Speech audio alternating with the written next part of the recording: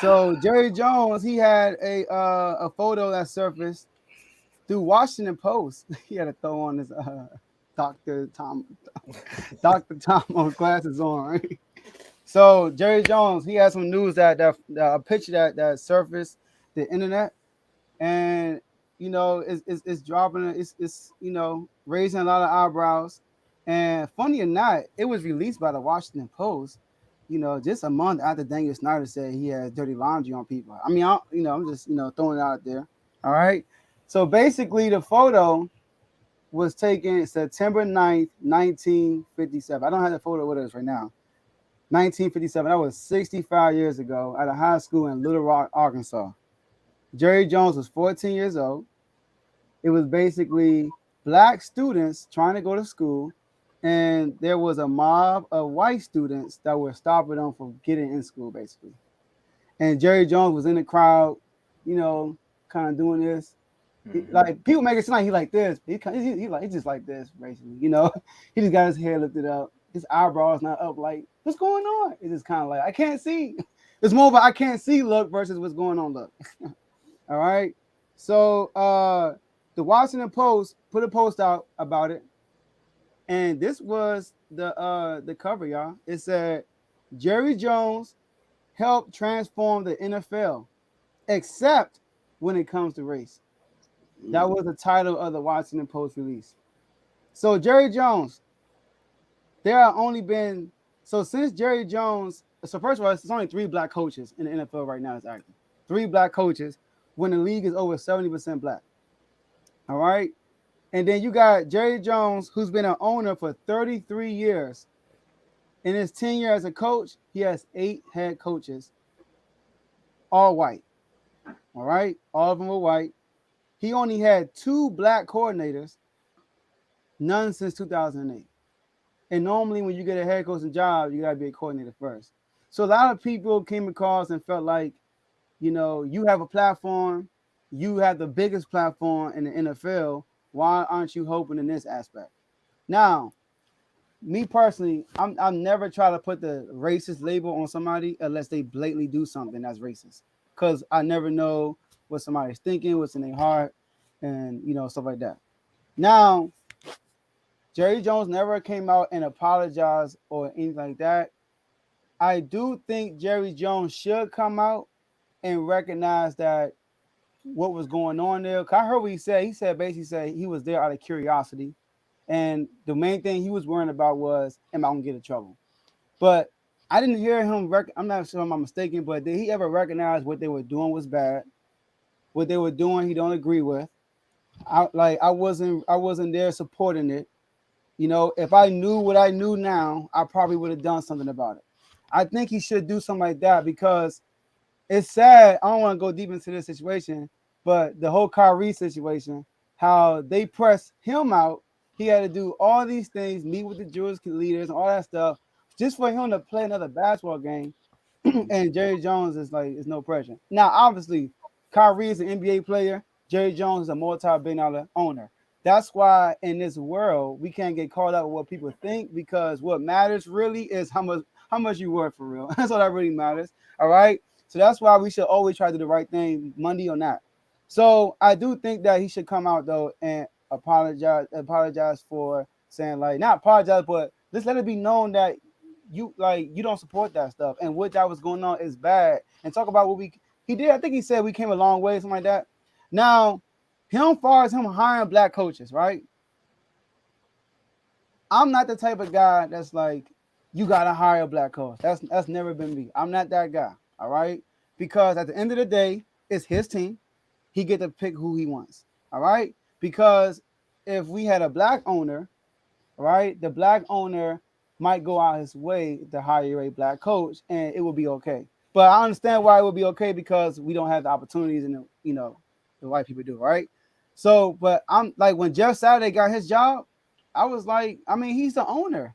He can do what he want to do. How about we focus on owning the team, right? Versus depending on these white owners to hire black coaches. How about we focus on making the money, own the team, and then we got to do that ourselves. I understand, Joe, there's not that many opportunities to be an owner.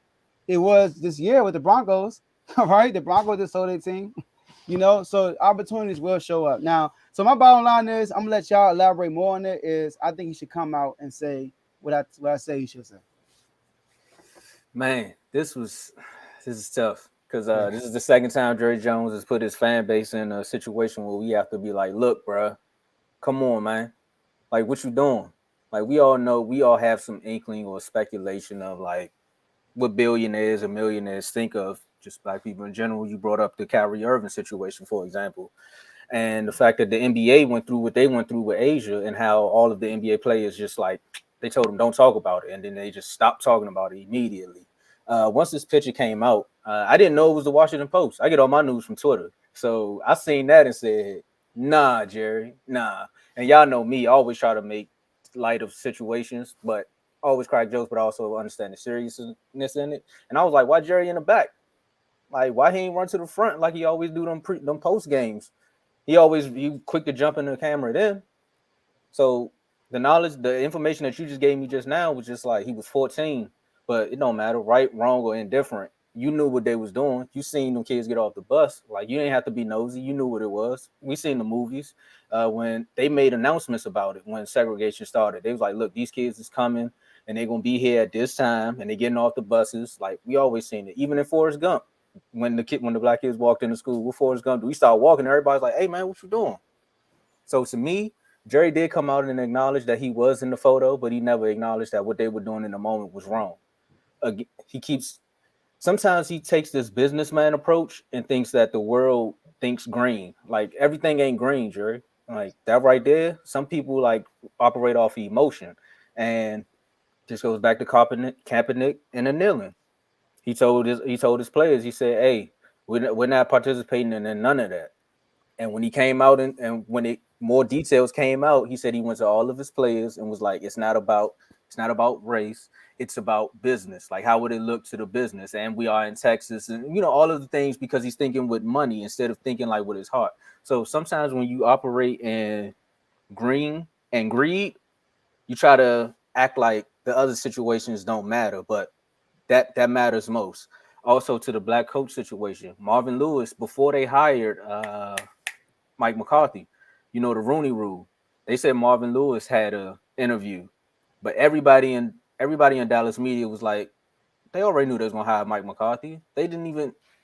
Why would you go get and I hate to say this, but everybody called Marvin Lewis Jason Garrett 2.0 because of what he did in Cincinnati. But yeah, nah, Jerry, you definitely got to come out and say something because Jerry is just not one of them owners. Because you talked about the Colts where he's a owner and he's not ingratiated in the team as much. I don't think nobody else in the NFL is more ingratiated with their team than Jerry Jones is, and also the fan base. So when we bring up names like the Colts owner Dan Snyder, Robert Kraft, and let's say Arthur, I think it's Arthur Blank or Arthur Hill. Who is it for the Falcons? Arthur Blank. Arthur Blank. When you bring up those names, you just be like, okay, he just owns the team, blase, blase. Or in perfect scenario, Daniel Snyder. Because everybody that's a Commanders fan, they don't rock with Daniel Snyder. So if you bring up Dan Snyder, they can separate themselves from the team, and they always find a way to do that. This is something about when you're a Dallas fan, because Jerry has done so much and he ingratiated and he's always in your face. You're like, man, I kind of rock with Jerry. And then he'll do something like this, and you're like, I don't rock with that though. So it's hard when you're a Cowboys fan to separate sometimes the team and him, and you kind of gotta like. It feels like you get judged for liking the team because of him, but when other people teams do crazy things, do other stuff like this, they kind of can be like, well, you're just a fan of the team. They kind of separate it. You know what I mean? So Jerry, you definitely gotta come out and say something. You can't be in front of the camera every day, all day, and just let a photo like this and think well, it probably will go under because that's what media does, and he got enough money to bury it. He's done it with like several other things. But yeah, for me, once it came out and I found out really what was going on, I was like, nah, that's not cool. All right, so I appreciate you fellas for allowing me to go last. Um, this is a topic that I've been wanting to talk about since the photo came out. Um, I'm glad you brought up the Kaepernick situation because Jerry wasn't the only owner that had issues with that. All of the owners in the NFL didn't like the fact that that went on. Now, Two owners were very vocal about it: Jerry Jones, Bob McNair. Those two were very vocal about the kneeling situation. Now, yes, I understand that the flag represents um, well, what the flag is supposed to represent when it comes to the United States of America. But we all know how this how the United States came about. Now, I'm not gonna go all the way back to history when it comes to that, but just that Kaepernick situation alone showed his true colors to me. When you don't recognize the reasoning for something that happened, then that lets you know that you are not only tone deaf but very irresponsible for your response when it comes to that, and very ignorant. Because when you see someone else that didn't grow up like you, that pretty much struggled in a different situation and are going through more issues than you are just because of the color of their skin, you should have some kind of remorse for that. Whether you think it's right or wrong, that's your opinion. But when you're a prominent owner of the number one um, franchise in all of sports, not just the NFL, not just the NBA, but all of major sports, your team is worth more than any other team in history, period. So whether I think he should apologize, it's not necessarily an apology. But I agree he should at least explain what he was doing there, or what he explained what he was doing there, but explain whether he felt like what was going on was right or wrong. I'm not going to call him racist because, like Joe said, I don't know his thoughts. I'm not necessarily how he is, but he's shown some kind of prejudice when it comes to um, our struggle. Now, the three of us, have grown in the DMV area, so we've seen what they don't see. You know, we grew up around that, unfortunately, and we've become good men that we are now. And but we know that that's not necessarily easy for everybody else because of the environment that we're in. It takes a strong mind and a strong heart person to be able to be who we are and become better and focus on getting better every day, because not everyone's mentally prepared for that. Now, I mainly wanted to call out some analysts when it comes to this. Stephen A defended Jerry Jones without a doubt when it came out. Now, as far as I know, that's the only sports show that even brought up the photo. Undisputed didn't talk about it at all. First Things First didn't talk about it. Speak didn't talk about it. I didn't hear from the Pivot podcast. I didn't hear from anyone else. Only Stephen A, only ESPN brought it up. Now, Stephen A has a habit of defending people who do wrong that aren't our color. When Kyrie had his situation, what did he do? He went on him, right? When Josh Gordon had his situation with marijuana, he let him have it. Stay off the weed. That's what he said all the time. This is what I don't like when it comes to prominent black people, African Americans, however way you want to differentiate it. When it comes to our struggle and when it comes to us making mistakes and everyone else. Okay, our couple talked about it. I didn't know that. Um, but every single time this happens, they're not defending us and making them do those extra steps that they made people like Kyrie do. Kyrie had to do 6 steps in order to play another NBA game. And he never once said that he hated another religion or other people. He never said he hated them. Now, whether the post should have been put out or not, that's everyone else to opinion about. That's not what I'm here to talk about, because that was the situation that he had to deal with. I think he should have handled it a lot better. But hey, that's over and done.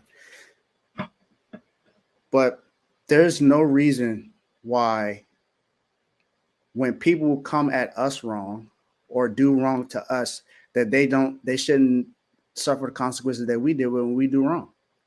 Why is it that then when we do something we have to crawl and beg to be able to just do what we love to do daily or just to be able to live our lives? Why is that? I just think that it's a little ridiculous that it takes people like us to be able to talk about this. People that live this every single day, that have been through it, have grown from it, and other analysts, I'm pretty sure they didn't other black analysts didn't have silver spoons. A lot of us come from the struggle anyway. And the thing is, when we go to college, other than sports, they don't think that we belong in college. Most of the time, my niece just went to college for on a $2 million in scholarship to North Carolina A&T full ride. But that was all because of her grades. It had nothing to do with sports. But when it comes to us, they automatically think that when we got a full ride to school is because of sports. Because I think they think that's all that we offer. When it came to LeBron James, we had some of his political rants, I'll say. What did they tell him? Shut up and dribble. These are the issues that I have when it comes to the media, when it comes to what we do when we do wrong and when others do wrong. When Riley Cooper did what he did he have that much flack from the media or from other people? They forgave him, right? Michael Vick defended him and forgave him. Did he not? But what did Michael Vick say about Colin Kaepernick when Colin Kaepernick was trying to get back into the league? He said that he should cut his hair because he needs to look more presentable. I'm in an industry where not a lot of people think that I should be in an industry just because my hair's not cut.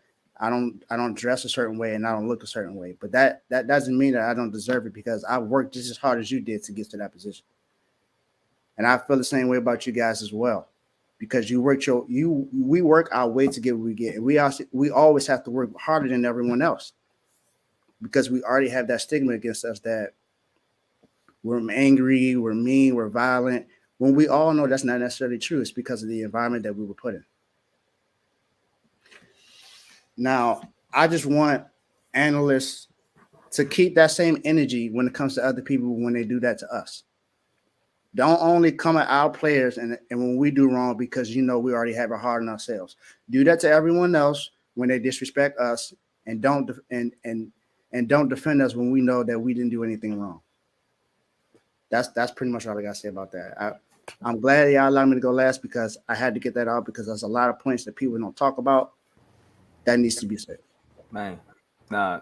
Let me jump in right quick, Joe. Unless you got something you want to say real quick. Right. So, man, we needed to hear that. Like, I'm definitely glad we let you go last on that point. The pivot did touch on it on that Michael Irvin episode. They kind of like inched around it because they asked him about Jerry and it was like, how do you feel about Jerry? And like, what's his name? Ryan Clark kind of wanted to ask him about the photo, but he just asked him about who Jerry was as a person. Because all of the players, like you said, they always come to his defense because of what Jerry did for them on the field and off the field. Mm-hmm. And this goes back to another one of your points when you were saying about Michael Vick. That's why they don't treat us the way with the respect that we need. Because when it's time for us to stand up, we always turn our backs on our brothers. So they like, well, if y'all can't stick together, then how do you expect us to do the same? And again, about the whole being in the room, like myself, I got a high school diploma, and everybody that I'm in the room with has a higher education than me. But the fact that I'm still in the room says a lot. Mm-hmm. But when you get in the room, they definitely look at you and be like, so what do you do? Or like, where did you come from? Mm-hmm. Or which sport did you play? And it's like, nah, I ain't do none of that.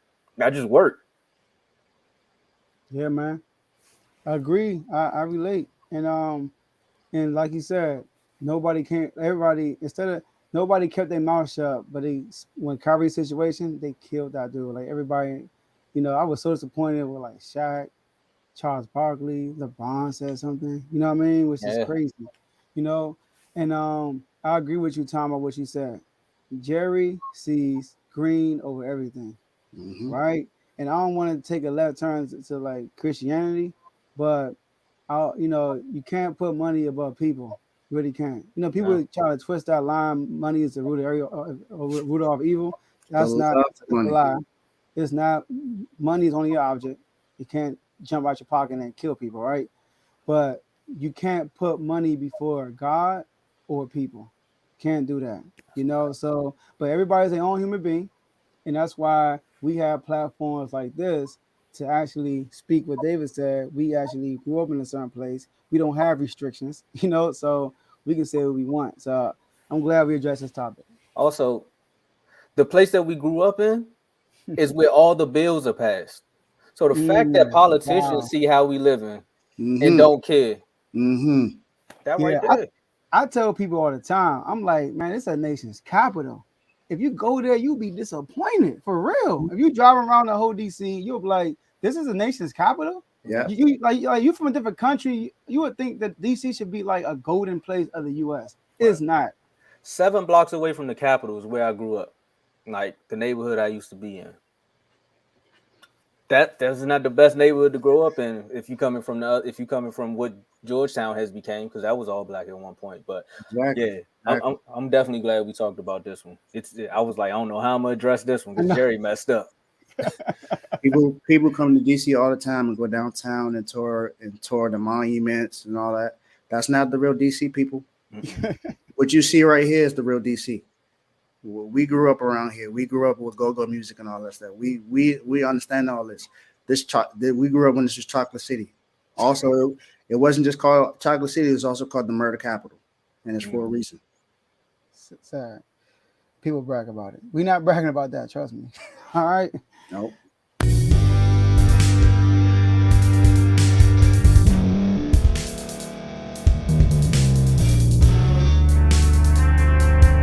Thank you for staying to the end. If you're watching this on YouTube, please like this video, subscribe, and also hit that notification button so you can be notified next time we put out a video. If you're listening on any podcast platform, subscribe and hit that notification button, y'all, so you can be notified we put out another podcast audio.